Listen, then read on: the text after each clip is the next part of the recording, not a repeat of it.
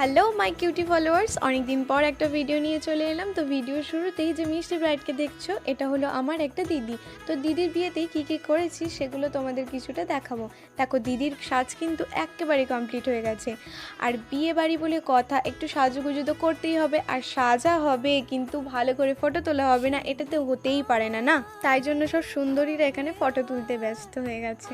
আর জানো তো, দিদির বিয়ে প্রায় 1 মাস হতেই গেল।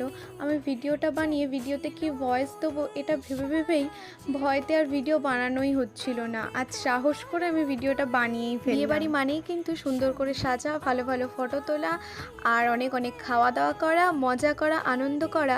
আর তার পাশে কিন্তু একটু মন খারাপও কাজ করে, আর যদি সেটা হয় একদম কাছের কারো। এই যে দেখুন না, এখন কত সবাই আনন্দ করছে, মজা করছে, বিয়েটা এনজয় করছে, কিন্তু কাল সকাল হলেই এই পরিবেশটা পুরো অন্যরকম হয়ে যাবে।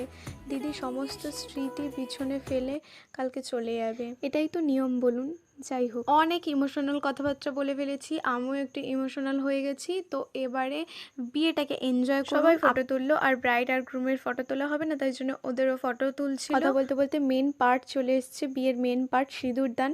কি সুন্দর করে দিদিকে সিঁদুর পরাবে দেখো জামাইবাবু, কি মিষ্টি লাগবে দিদিকে। তোমরা কমেন্ট করে বলো দিদিকে কীরকম লাগছিল, খুব সুন্দর। সিঁদুর দানের পর দেখো, আমরা না মজা করে এখানে একটা গান গাইছিলাম, প্রেম যেন পূর্ণ হলো। এই গানটা আমরা গাইছিলাম সবাই মিলে, তাই জন্য দিদি জামাইবাবু খুব হাসাহাসি করছিল। আশীর্বাদের নিয়ম থাকে গুরুজনদের, তো সেটাই হচ্ছিল। আর বিয়ে মানেই খাওয়া দাওয়া, তো আবার তোমরা কি ভাবছো খাওয়া দাওয়ার পর ব্লগটা শেষ? না, এখনো পাগলামি বাকি আছে। দেখো এখানে পাগলামি করছে, মুকুট পরে পাগলামি করছে বিয়ের জন্য। জানি ভিডিওটা অনেকটা লম্বা হয়ে গেল, তোমাদের দেখতে একটু অসুবিধা হবে। ভালো লাগলে প্লিজ একটু দেখে নিও কষ্ট করে, আর ভালো লাগলে কমেন্ট করে দিও, একটা লাইক করে দিও।